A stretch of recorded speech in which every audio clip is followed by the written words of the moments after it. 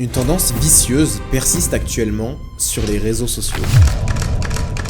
Elle persiste tellement que même moi, j'en ai déjà fait une vidéo. Cette tendance qui consiste à glow up, c'est-à-dire à devenir plus beau, plus musclé, plus charmant, plus attrayant, en réalité, elle cache pas mal de problématiques dont on parle assez peu, mais qui pourtant sont assez importants. Aux États-Unis, il y a une émission très célèbre qui s'appelle The Biggest Loser. L'objectif est simple, avoir la transformation physique la plus impressionnante le plus rapidement possible pour avoir la chance de gagner la coquette somme de 250 000 $. C'est une émission qui cartonne aux États-Unis et qui propose des résultats qui sont vraiment impressionnants. Le record pour le moment, il est détenu par Michel Ventrella, qui, comme vous pouvez le voir, a réussi à perdre plus de 116 kilos. Malheureusement, derrière ces transformations assez impressionnantes se cache une réalité qui, elle, l'est beaucoup moins. Un chercheur de l'Institut national de la santé américaine a décidé de suivre sur une période un peu plus longue les participants de la saison 8. Il a mené l'enquête durant 6 ans après l'expérience et il s'est rendu compte qu'en réalité, il y en avait 13 sur 14 qui avaient repris leur poids précédent, voire pire. Et oui, c'est tout à leur honneur de vouloir faire des transformations physiques, et encore même d'y avoir partiellement réussi. Mais malheureusement, quand on choque le corps de cette manière-là, quand on y va aussi rapidement, aussi brutalement, ça ne fonctionne pas. Un physique qui présente un taux de masse grasse très faible n'est en général pas un physique en bonne santé. Il y a une limite, entre 10 et 12%, c'est très bien, mais si on tombe à 4, 5, 6%, en général, on n'a pas spécialement beaucoup d'énergie parce qu'on n'a pas assez de stockage. Et donc, on met le corps dans un état de stress. Ne l'oublions pas, mais nous vivons dans un monde où l'illusion prime sur le réel. Aujourd'hui, dans la rue, naturellement, tu es plus intimidé par quelqu'un de musclé plutôt par quelqu'un qui sait se battre parce que ce n'est pas perceptible. Bref, c'est facile de montrer des beaux physiques sur les réseaux, de montrer des belles transformations, et c'est d'ailleurs ce que j'ai fait avec ma sèche, mais par contre, j'ai pas fait de vidéo où j'ai dit « Je suis redevenu gros et j'ai pris 86 kilos ». Non, personne quasiment fait de vidéo contre transformation, c'est très rare, et c'est pourquoi ça mérite d'être souligné. De nombreux chercheurs ont travaillé sur un principe psychologique intéressant. Dans une étude par exemple, ils proposent aux gens soit d'obtenir 50 € maintenant, soit d'en recevoir 100, mais seulement dans 2 ans. Ils décident de faire exactement la même chose, mais à une échelle de temps un peu différente. Cette fois, tu auras soit 50 € dans 8 ans, ou soit 100 dans 10 ans. Résultat, lorsque la possibilité d'avoir les 50 € maintenant est enclenchée, la plupart des gens choisissent de prendre la somme de 50 €. Mais par contre, quand c'est 8 ou 10 ans, la plupart choisissent 100 €. Dans les deux cas, il y a seulement 2 ans de différence, mais étant donné que c'est possible d'avoir l'argent maintenant, qui a un effet d'immédiateté, eh bien on va privilégier, c'est normal, la récompense à court terme, la récompense immédiate. Le cerveau humain fonctionne ainsi, c'est un cognitivo-miseur, il essaye de dépenser le moins d'énergie pour obtenir le plus de résultats, donc c'est normal qu'il privilégie des récompenses immédiates, des résultats rapides et sans effort. La preuve, si Uber ou Spotify aujourd'hui gagnent de l'argent, c'est notamment à cause de ce principe. Ok, c'est possible de marcher, mais ça prendra beaucoup plus de temps, ou d'écouter de la musique gratuitement, mais toutes les 5 ou 10 musiques tu auras une pub, on préfère largement payer pour la vitesse, pour la rapidité. La plupart des business aujourd'hui reposent sur ce principe, sur cette capacité à proposer des choses de manière plus simple, en fournissant moins d'efforts. Le problème dans le domaine de la beauté, dans la glow-up tendency, quand on te propose des résultats rapides sans effort, en général, c'est qu'on veut ta thune. Vous connaissez sûrement ces trucs, ce sont des gommes qui permettent de muscler la mâchoire et qu'il y a un peu plus d'1 an, j'ai décidé d'acheter pour tester. La promesse est belle, en seulement 1 ou 2 mois de travail, on peut obtenir une mâchoire plus carrée, plus dessinée et donc ainsi être plus séduisant parce que nous le savons, mais c'est un critère quasiment universel de beauté d'avoir pour les hommes une mâchoire un peu plus carrée, un peu plus dessinée. J'ai testé pendant quelques mois, j'ai pris des photos, j'étais régulier et je me souviens j'avais même très souvent des courbatures à la mâchoire, donc je sentais que mes muscles travaillaient bien, mais malheureusement je me suis aperçu que j'avais très peu de résultats, voire même quasiment aucun. J'ai décidé donc de faire des recherches pour savoir qu'est-ce qui se passait? Est-ce qu'en fait, j'avais pas été un peu victime d'un marketing, ou est-ce qu'il y avait des preuves scientifiques qui montraient que c'était possible de muscler sa mâchoire, etc. Résultat, je me suis rendu compte que la mâchoire était surtout le résultat de notre structure osseuse, c'est-à-dire par tes gènes, et donc tu ne peux quasiment rien ni changer. Maintenant, tu t'en doutes, ça ne s'arrête pas là, parce qu'il y a beaucoup d'argent à gagner,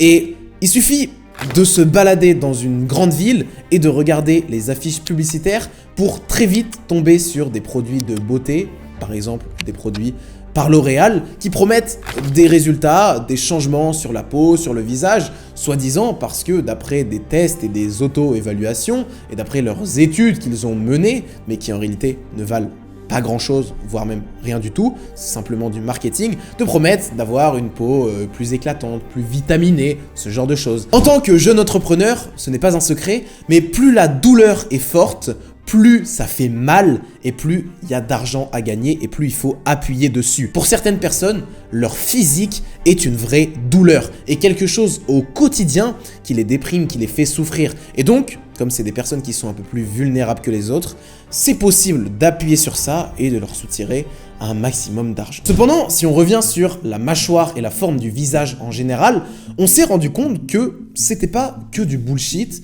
et qu'en réalité, il y avait certaines choses qui fonctionnent. Il y a un livre aux États-Unis qui s'appelle Jaws, qui a été écrit par 2 grands orthodontistes reconnus sur le fait qu'aujourd'hui, on s'en rendait pas compte, mais il y avait pas mal de problèmes, comme quoi nos mâchoires avaient tendance à rétrécir, nos dents aussi, et une forme du visage qui se modifiait. Dans les années 1800, le docteur Elmar Jung nous prévenait déjà en sortant le bouquin Shout Your Mars, mais on le sait, la respiration, notamment buccale, va avoir des répercussions sur la forme du visage, sur la manière de traiter les microparticules, les bactéries, et peut même, d'après certains médecins reconnus, influencer et être la cause numéro 1 des caries. J'en ai d'ailleurs parlé en vidéo, comme quoi j'avais dormi 30 jours avec du scotch sur la bouche. J'avais pratiqué ce qu'on appelle le mouth taping pour forcer la respiration nasale la nuit et ne plus avoir ce genre de problème. Ça joue également sur l'haleine, etc.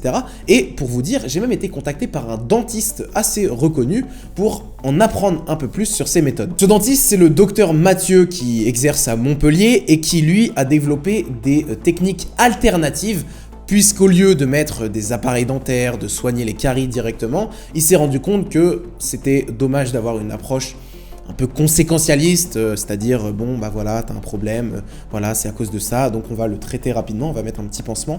Il essaye d'avoir une approche un peu plus causaliste et il s'est rendu compte que souvent ce genre de problème, par exemple sur le placement des dents, etc., pouvait être corrigé avec des appareils sur mesure et qui va avoir tendance à modifier la structure de la mâchoire, etc., parce que ça y joue fortement et donc forcément ça va jouer également sur l'esthétique. Il a notamment développé 2 produits et je suis pas du tout payé pour dire ça, il me l'a offert gentiment, dont un qu'on peut porter pour le sport et pour respirer uniquement par le nez. Perso, j'en ai pas besoin parce que maintenant, quand je cours, je respire naturellement par le nez. Et il m'a donné un autre truc qui est pour la nuit et pour ne plus avoir besoin de mettre de scotch. Et bon bah voilà, vous mettez ça, bon c'est un peu sale, je vais pas le faire. Vous mettez ça dans la bouche et bah comme ça, vous êtes obligé de respirer par le nez parce qu'il y a quelque chose dedans.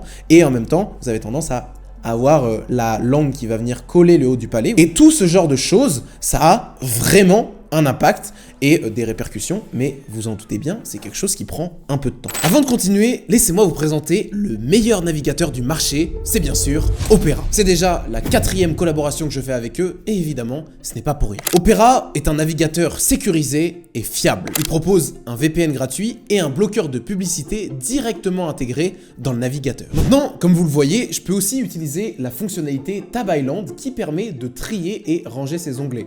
Ça permet de beaucoup mieux s'y retrouver. Franchement, c'est hyper pratique, j'utilise tout le temps. Ensuite, vous pouvez utiliser Aria, qui est une intelligence artificielle directement intégrée dans le navigateur. En gros, c'est un peu comme si vous aviez un assistant 24 h sur 24 avec vous pour vous aider. Vous avez également WhatsApp, Messenger qui est directement intégré dans la barre de recherche et même Player pour vous mettre un petit peu de musique classique, par exemple, pour bien travailler. Le lien est dans la description pour télécharger votre nouveau navigateur. Il est temps de passer à la vitesse supérieure. Il est temps de passer chez Opera.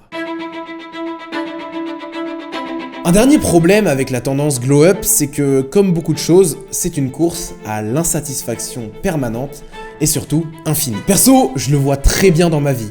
J'ai plus ou moins de l'acné, ça dépend des périodes, et quand j'en ai beaucoup, je me dis souvent « Ah, quand j'en aurai moins, là, vraiment, je serai beau gosse, je serai stylé, ça sera cool. Puis, quand je commence à en avoir moins, je me dis, ok, mais là, ma coupe de cheveux quand même, ça serait bien que j'aille chez le coiffeur, je me fasse un petit dégrade et tout, là je serais vraiment beau gosse. Puis quand j'ai le dégrade, j'ai tout et tout, je me dis, ah putain, si j'ai quand même cette paire de chaussures là, ah là, qu'est-ce que je serais beau gosse. Bref, ça s'arrête jamais. Daniel Gilbert, qui est un célèbre psychologue que j'adore, qui a mené des études avec des gens entre 18 et 65 ans et qui s'est rendu compte que la plupart, mais même une grande majorité, avaient tendance à sous-estimer à quel point est-ce qu'ils allaient changer dans leur vie. Par exemple, quand t'as 18 ans, tu penses que tu vas devenir avocat, puis après que tu vas aller vivre à Bordeaux, prendre un bel appartement, emménager avec ta copine, etc. Puis au final, ça ne se passe pas du tout comme ça. Tu fais ta première année de droit, puis ça te plaît pas, donc tu décides de faire autre chose. Et puis il y a 20 ans, on te pose la question et tu te dis ouais, ça y est, j'ai trouvé, je vais faire un menuisier et tout. Puis tu commences tes études de menuiserie et puis oh, finalement ça te plaît pas. Bref, c'est tout le temps comme ça et on tombe dans cette illusion, dans ce que Taleb, lui, il appelle le sophisme théologique. C'est l'illusion de croire qu'il y a une finalité, de croire que dans notre vie, c'est possible de savoir qu'est-ce qu'on va faire dans 5 ans, quelles seront nos envies, quels seront nos besoins, où est-ce qu'on vivra. Bref, c'est un truc qui est amené à changer et qui est impossible d'anticiper. Notamment parce qu'aujourd'hui, dans notre quotidien, on a de plus en plus de signes noirs. Quand le Covid, il arrive, personne l'a préparé. Et donc, on est constamment victime de ça. Mais c'est quoi le rapport avec le glow-up? C'est que c'est exactement la même chose. On se dit que, ok, on va faire ça et tac, là, on aura bien glow-up. Puis, il suffit, on le voit très bien avec la muscu, qu'on commence à avoir ce body dont on rêvait tant pour se dire qu'au final, c'est pas assez. Le problème ici, c'est qu'on prend les règles d'un jeu fini, où c'est possible d'être un gagnant, et on les applique à un jeu infini, qui sont la vie, qui sont la croissance, le développement personnel. Ça n'a pas de fin, ça ne s'arrête jamais. Et l'objectif, c'est juste d'être un peu meilleur que la veille, si on veut. Mais il faut arrêter de croire qu'un jour, tu te considéreras comme beau. En fait, c'est un truc qui n'est pas acquis et qui se cultive tous les jours au quotidien. Jean-François Amadieu, il a écrit un bouquin intéressant sur la beauté physique, sur son impact dans la société et dans la vie des gens en général. Dans celui-ci, il met en évidence que à l'école, dans la recherche de travail, même des passants dans la rue pour demander des dons, etc., la beauté physique a un impact extrêmement important. D'ailleurs, pour la petite anecdote, être beau peut même te sauver la vie. La preuve, Simone Veil, un jour, elle a témoigné qu'il y a une chef qui l'a transférée dans un autre camp, soi-disant parce qu'elle était trop jolie pour mourir ici. Ce phénomène, il a un nom, c'est ce qu'on appelle le beauty privilege, et il offre énormément de choses qui sont plutôt sympas, et c'est pourquoi cette tendance fait énormément de bruit et d'intéressés également. Ça va même tellement loin que d'après Stendhal, la beauté est une promesse de bonheur.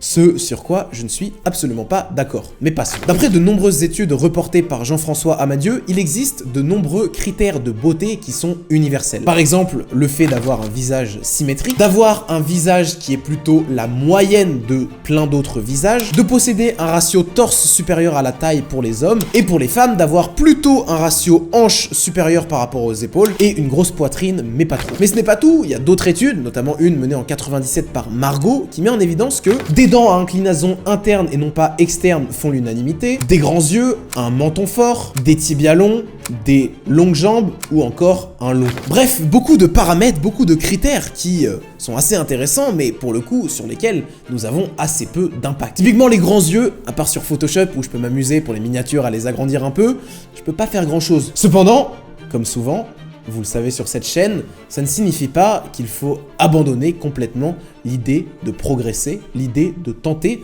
d'améliorer certaines choses. Parce que c'est possible. Il faut juste avoir cette petite notion du stoïcisme qui est hyper importante, cette dichotomie du contrôle, comme quoi il y a des choses dans la vie sur lesquelles on peut agir et d'autres sur lesquelles ce n'est pas possible. Et c'est ça que je reproche à la tendance glow up notamment, c'est que on te fait croire que tu vas pouvoir modifier quelques paramètres, mais pour autant c'est des paramètres sur lesquels en réalité tu n'as assez peu de contrôle, voire quasiment aucun. Heureusement, il y en a quand même 4 que j'ai choisi avec précision, dont j'ai décidé de te parler aujourd'hui.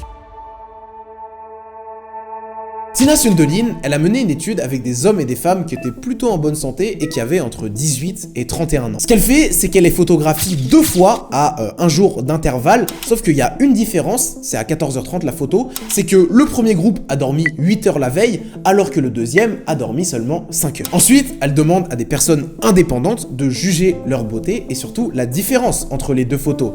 Et résultat, on se rend compte que les gens qui ont dormi seulement 5 heures sont jugés beaucoup moins beaux. Un des critères critère qui vient jouer dans la notion de beauté, d'apparence, etc., c'est la capacité à être en bonne santé. C'est pourquoi les gens qui sont plutôt fins, plutôt normal, disons, entre guillemets, ou qui n'ont pas de boutons, qui ont plutôt un bon teint, qui n'ont pas l'air fatigués, etc., sont jugés plus beaux parce que en meilleure santé, et indirectement, si on a une approche un peu évolutionniste, capable d'être une meilleure mère parce que plus d'énergie, etc., un meilleur père, etc. Maintenant, petite précision importante ici, que je trouve intéressante, c'est que on juge pas les gens moins beaux parce qu'ils ont des cernes, etc. Pour information, les cernes, ce n'est pas un signe de fatigue, mais bien un mythe. Il y a 2 études, par exemple en 2014, qui ont essayé de faire un lien de corrélation entre, ok, ils ont des cernes parce qu'ils sont fatigués, mais ils ont même pas réussi. Et il y a une étude en 2011 qui a fait la même chose, ça n'a pas non plus marché. En fait, les cernes, c'est simplement génétique et le soleil.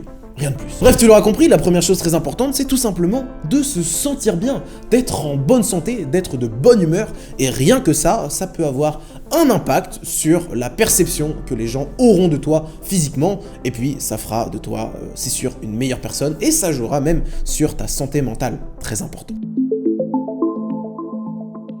Ça, c'est clairement un truc sur lequel on a assez de contrôle, sauf si malheureusement tu es atteint d'une calvitie, tu n'auras pas le choix. Mais en général, c'est plutôt intéressant de faire en sorte d'avoir un visage, une forme de visage en adéquation avec sa coupe de cheveux.